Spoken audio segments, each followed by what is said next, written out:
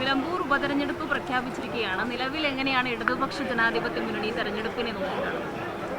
LDF Nilambur തെരഞ്ഞെടുപ്പിനെ നേരിടാൻ സംഘടനാപരമായ തയ്യാറെടുപ്പുകളെല്ലാം പൂർത്തിയാക്കിയിട്ടുണ്ട്. LDF സർക്കാരിൻ്റെ 4ാം വാർഷികാഘോഷ പരിപാടികൾ സംസ്ഥാനത്തുടനീളം വലിയ ജനപങ്കാളിത്തത്തോടെയാണ് നടന്നത്. ജനങ്ങൾക്ക് LDF സർക്കാരിൻ്റെ ഭരണനയങ്ങളോട് വലിയ മതിപ്പ് ഉണ്ട് എന്ന് ബോധ്യപ്പെടുത്തുന്നതാണ് ഓരോ പരിപാടിയും. നിലമ്പൂർ തെരഞ്ഞെടുപ്പിനെ വളരെ ശുഭാപ്തി വിശ്വാസത്തോടെയാണ് ഞങ്ങൾ നേരിടുന്നത്. അവിടെ LDFന് അനുകൂലമായ മനോഭാവമാണ് ഞങ്ങൾ പ്രകടിപ്പിക്കുന്നത്. ഇടതുപക്ഷ ജനാധിപത്യ മുന്നണിക്ക് നല്ല അടിത്തറയുള്ള മണ്ഡലമാണ് നിലമ്പൂർ. ഇതിനു മുമ്പ് ഇടതുപക്ഷ മുന്നണി തോൽക്കുമ്പോഴും ചെറിയ വോട്ടിനാണ് പരാജയപ്പെട്ടത്. അൻവറിന് മുമ്പ് TK ഹംസ അവിടെ ജയിച്ചിരുന്നു.